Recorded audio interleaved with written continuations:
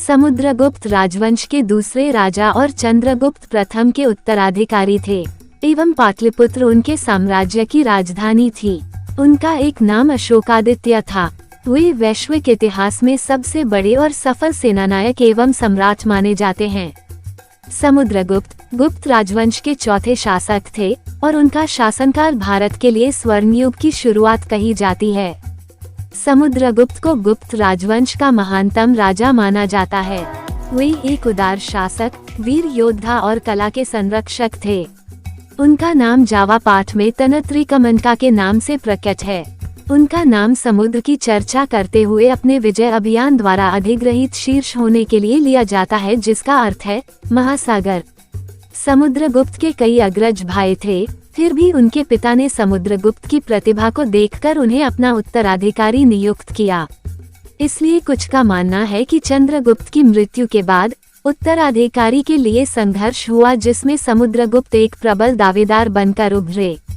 कहा जाता है कि समुद्रगुप्त ने शासन पाने के लिए अपने प्रतिद्वंद्वी अग्रज राजकुमार काछा को हराया था। समुद्रगुप्त का नाम सम्राट अशोक के साथ जोड़ा जाता रहा है, हालांकि वे दोनों एक दूसरे से बिल्कुल भिन्न थे। एक अपने विजय अभियान के लिए जाने जाते थे और दूसरे अपने धुन के लिए जाने जाते थे। समुद्रगुप्त भारत के महान शासक थे, जिन्होंने अपने जीवन काल में कभी भी पराजय का स्वाद नहीं चखा। समुद्रगुप्त के पिता क्षत्रिय वंशीय सम्राट चंद्रगुप्त प्रथम और माता लिच्छवी कुमारी श्री कुमरी देवी थी। चंद्रगुप्त ने अपने अनेक पुत्रों में से समुद्रगुप्त को अपना उत्तराधिकारी चुना और अपने जीवन काल में ही समुद्रगुप्त को शासनभार सौंप दिया था।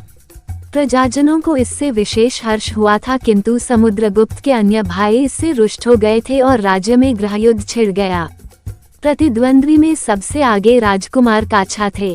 काछा के नाम के कुछ सोने के सिक्के भी मिले हैं।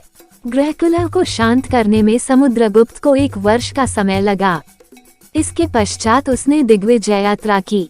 इसका वर्णन प्रयाग में अशोक मौर्य के स्तंभ पर विशद रूप में खुदा हुआ है।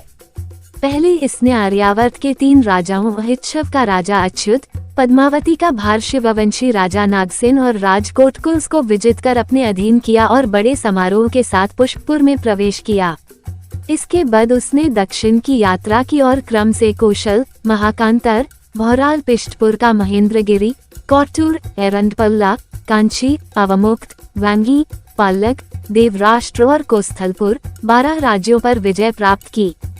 जिस समय समुद्रगुप्त दक्षिण विजय यात्रा पर था, उस समय उत्तर के अनेक राजाओं ने अपने को स्वतंत्र घोषित कर विद्रोह कर दिया। लौटने पर समुद्रगुप्त ने उत्तर के जिन राजाओं का समूल उच्छेद कर दिया, उनके नाम हैं रुद्रदेव, मातिल, नागदत्त, चंद्रवर्मा, गणपति नाग, नागसेन, अच्युत नंदी और बलवर्मा। इनकी विजय के पश्चात समुद्रगुप्त ने पाटलिपुत्र में प्रवेश किया। इस बार इन सभी राजाओं के राज्यों को उसने साम्राज्य में सम्मिलित कर लिया। आठविक राजाओं को इसने अपना परिचारक और अनुवर्ती बना लिया था। इसके पश्चात इसकी महती शक्ति के सम्मुख किसी ने सिर उठाने का साहस नहीं किया। सीमा प्रांत के सभी नृपतियों तथा योद्धया, मानववादी गणराज्यों ने भी स्वेच्छा से इसकी अधीनता स्वीकार कर ली। समहत, कामरूप, नेपाल, देवाक, कर्तृपुर इसकी अधीनता स्वीकार कर इसे कर देने लगे। मालव, अर्जुनायन, यिधेया, माद्रक, प्रार्जुन, संकानिक, काक और खरपरिक नामक गणराज्यों ने उसकी अधीनता स्वीकार कर ली। दक्षिण और पश्चिम के अनेक राजाओं ने इसका आधिपत्य स्वीकार कर लिया था और वे बराबर उपहार भेजकर इसे संतुष्ट रखने की चेष्टा करते रहते थे। इनमें देवपुत्र शाही, शाहानुशाही, शाप, मुरुंड और सिंगल के राजा प्रमुख है। ये नृपति आत्मनिवेदन, कन्योपान, दान और गरुड़ध्वजान के आज्ञापत्रों के ग्रहण द्वारा समुद्रगुप्त की कृपा चाहते रहते थे। समुद्रगुप्त का साम्राज्य पश्चिम में गांधार से लेकर पूर्व में आसाम तक तथा उत्तर में हिमालय के कीर्तिपुर जनपद से लेकर दक्षिण में सिंगल तक फैला हुआ था। प्रयाग की प्रशस्ति में समुद्रगुप्त के सांध्य विग्रहिक महादंडनायक हरिपिन ने लिखा है, पृथ्वी भर में कोई उसका प्रतिर्थ नहीं था। सारी धरित्री को उसने अपने बाहुबल से बांध रखा था। इसने अनेक नष्टप्राय जनपदों का पुनरुद्धार भी किया था, जिससे इसकी कीर्ति सर्वत्र फैल गई थी। सारे भारतवर्ष में अबाध शासन स्थापित कर लेने के पश्चात इसने अनेक अश्वमेध यज्ञ किए और ब्राह्मणों, दीनों, अनाथों को अपार दान दिया। शिलालेखों में इसे चिरोत्सन अश्वमेधाहर्ता और अनेकाश्वमेध्याजी कहा गया है। उसका मन सत्संग सुख का व्यसनी था। उसके जीवन में सरस्वती और लक्ष्मी का अविरोध था। वह वैदिक धर्म का अनुगामी था। उसके काव्य से कवियों के बुद्धि वैभव का विकास होता था। ऐसा कोई भी सद्गुण नहीं है जो उसमें न रहा हो। सैकड़ों देशों पर विजय प्राप्त करने की उसकी क्षमता अपूर्व थी। स्वभुजबल ही उसका सर्वोत्तम सखा था। परशु, बाण, शकु आदि अस्त्रों के घाव उसके शरीर की शोभा बढ़ाते थे। उसकी नीति थी साधुता का उदय हो तथा असाधुता का नाश हो। उसका हृदय इतना मृदुल था कि प्रणतिमात्र से पिघल जाता था। उसने लाखों गायों का दान किया था। अपनी कुशाग्र बुद्धि और संगीत कला के ज्ञान तथा प्रयोग से उसने ऐसे उत्कृष्ट काव्य का सर्जन किया था कि लोग कविराज कहकर उसका सम्मान करते थे। समुद्रगुप्त के 7 प्रकार के सिक्के मिल चुके हैं, जिनसे उसकी शूरता, शुद्ध कुशलता तथा संगीतज्ञता का पूर्ण आभास मिलता है। इसने सिंगल के राजा मेघवर्ण को बोधगया में बौद्ध विहार बनाने की अनुमति देकर अपनी महती उदारता का परिचय दिया था। ये भारतवर्ष का प्रथासितु हिमाचल का सम्राट था। इसकी अनेक रानियों में पट्टमहिषी दत्त देवी थी, जिनसे सम्राट चंद्रगुप्त द्वितीय विक्रमादित्य ने जन्म दिया था। चंद्रगुप्त एक मगध राजा गुप्त वंश के प्रथम शासक थे, जिन्होंने एक लिच्छावी राजकुमारी कुमारी देवी से शादी कर ली थी, जिनकी वजह से उन्हें गंगा नदी के तटीय जगहों पर एक पकड़ मिला जो उत्तर भारतीय वाणिज्य का मुख्य स्रोत माना गया था। उन्होंने लगभग 10 वर्षों तक एक प्रशिक्षु के रूप में बेटे के साथ उत्तर मध्य भारत में शासन किया और उनकी राजधानी पाटलिपुत्र, भारत का बिहार राज्य, जो आजकल पटना के नाम से जाना जाता है। उनकी मृत्यु के बाद उनके बेटे समुद्रगुप्त ने राज्य शासन करना शुरू कर दिया और उन्होंने लगभग पूरे भारत पर विजय प्राप्त करने के बाद ही आराम किया। उनका शासनकाल एक विशाल सैन्य अभियान के रूप में वर्णित किया जा सकता है। शासन शुरू करने के साथ उन्होंने मध्य भारत में रोहिलखंड और पद्मावती के पड़ोसी राज्यों पर हमला किया। उन्होंने बंगाल और नेपाल के कुछ राज्यों के ऊपर विजय प्राप्त की और असम राज्य को शुल्क देने के लिए विवश किया। उन्होंने कुछ आदिवासी राज्य मलवास, यौधेयस, अर्जुनायस, अभिरस और मधुरस को अपने राज्य में विलय कर लिया। अफगानिस्तान, मध्य एशिया और पूर्वी ईरान के शासक खुशानक और सकस भी साम्राज्य में शामिल कर लिए गए। समुद्रगुप्त के इतिहास का सबसे मुख्य स्रोत वर्तमान प्रयागराज के निकट कौसंबी में चट्टानों शिलालेखों में से एक पर उत्कीर्ण एक शिलालेख है। इस शिलालेख में समुद्रगुप्त के विजय अभियानों का विवरण दिया गया है। इस शिलालेख पर लिखा है, जिसका खूबसूरत शरीर युद्ध के कुल्हाड़ियों, तीरों, भाले, बर्छी, तलवारें, शूल के घावों की सुंदरता से भरा हुआ है। ये शिलालेख भारत के राजनीतिक भूगोल की वजह से भी महत्वपूर्ण है, क्योंकि इसमें विभिन्न राजाओं और लोगों का नाम अंकित है, जो कि 4वीं शताब्दी की शुरुआत में भारत में मौजूद थे। इनमें समुद्रगुप्त के विजय अभियान पर लिखा गया है, जिसके लेखक हरिसेना है, जो समुद्रगुप्त के दरबार के एक महत्वपूर्ण कवि थे। समुद्रगुप्त जहां उत्तर भारत के एक महान शासक एवं दक्षिण में उनकी पहुंच को स्वयं दक्षिण के राजा भी बराबर नहीं कर पाते थे।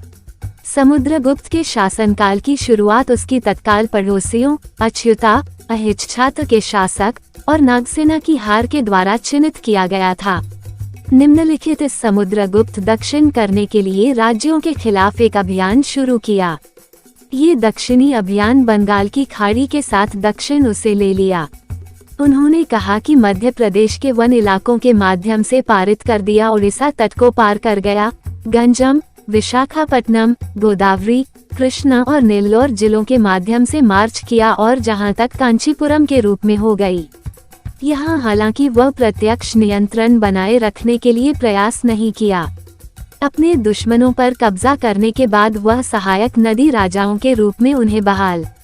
इस अधिनियम मौर्य साम्राज्य के लगभग तत्काल निधन प्राप्त करने से गुप्त साम्राज्य को रोका और एक राजनेता के रूप में अपनी क्षमताओं के लिए एक वसीयतनामा है।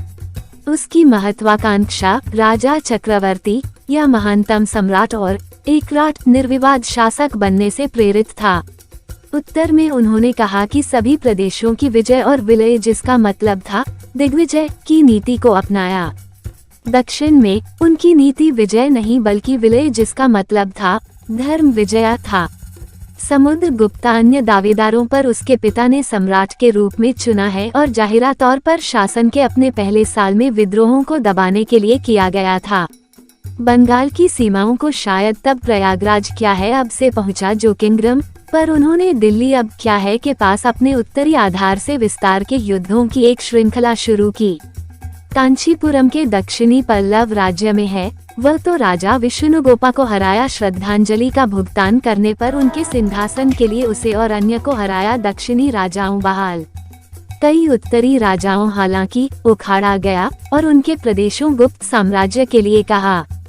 समुद्रगुप्त की शक्ति की ऊंचाई पर है, वह लगभग सभी गंगा नदी की घाटी के नियंत्रण में है और पूर्व में बंगाल, असम, नेपाल, पंजाब के पूर्वी भाग और राजस्थान के विभिन्न जनजातियों के कुछ हिस्सों के शासकों से श्रद्धांजलि प्राप्त किया।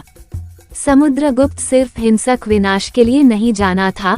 मध्य भारत के वन राज्यों राजा समुद्रगुप्त को प्रेम भाव से सम्राट को मानकर श्रद्धांजलि अर्पित कर उन्हें प्रणाम कर सेवक बन जाते थे। समुद्रगुप्त ने कई निर्दयी और क्रूर राजाओं द्वारा जबरदस्ती कब्जाए हुए राज्य और राजाओं को भी कैद से छुड़ाया और उनका राज्य वापस उन्हें ही सौंप दिया। इनमें वर्तमान मध्य प्रदेश, उड़ीसा, आंध्र प्रदेश और तेलंगाना के राज्यों और भारत के पूर्वी और दक्षिण पूर्वी तटों के राजा शामिल थे। उनके शासनकाल की सबसे महत्वपूर्ण घटना वकट का राजा रुद्रसेन द्वितीय और पश्चिमी क्षत्रपों के रूप में शक राजवंश द्वारा सदियों से शासन किया गया था, जो काठियावाड़ के सौराष्ट्र की प्रायद्वीप के पराजय के साथ अपने वैवाहिक गठबंधन में बंधा था। वैवाहिक गठजोड़ गुप्तों की विदेश नीति में एक प्रमुख स्थान रखता है। गुप्तों ने लिच्छवियों से वैवाहिक गठबंधन कर बिहार में अपनी स्थिति को मजबूत किया था। समुद्रगुप्त ने पड़ोसी राज्यों से उपहार स्वीकार कर लिए थे। एक ही उद्देश्य के साथ चंद्रगुप्त द्वितीय नागा राजकुमारी कुबनगा से शादी की और वकट का राजा से शादी में अपनी बेटी प्रभावती रुद्र शिवसेना द्वितीय दे दी है। यह एक रणनीतिक भौगोलिक स्थिति पर कब्जा कर लिया जो वकट का राजा के अधीनस्थ गठबंधन सुरक्षित रूप वकट का गठबंधन कूटनीति के मास्टर स्ट्रोक था। ये रुद्र शिवसेना जवान मारे गए और उसके बेटे की उम्र के लिए आया था, जब तक उसकी विधवा शासनकाल में उल्लेखनीय है। डेक्कन के अन्य राजवंशों भी गुप्ता शाही परिवार में शादी कर ली। गुप्त इस प्रकार अपने डोमेन के दक्षिण में मैत्रीपूर्ण संबंधों सुनिश्चित की। ये भी चंद्रगुप्ता द्वितीय दक्षिण पश्चिम की ओर विस्तार के लिए कमरे की तलाश के लिए पसंद करते हैं। समुद्रगुप्त के दक्षिणी रोमांच का नवीनीकरण नहीं किया है। शिलालेख द्वारा जारी किए गए सिक्कों के माध्यम से समुद्रगुप्त के बारे में जाना जाता है। इन 8 विभिन्न प्रकार के थे और सभी शुद्ध सोने का बना दिया। अपने विजय अभियान उसे सोने और भी कुषाण के साथ अपने परिचित से सिक्का बनाने विशेषज्ञता लाया। निश्चित रूप से समुद्रगुप्त गुप्ता मौद्रिक प्रणाली का पिता है। उन्होंने कहा कि सिक्कों की विभिन्न प्रकार शुरू कर दिया।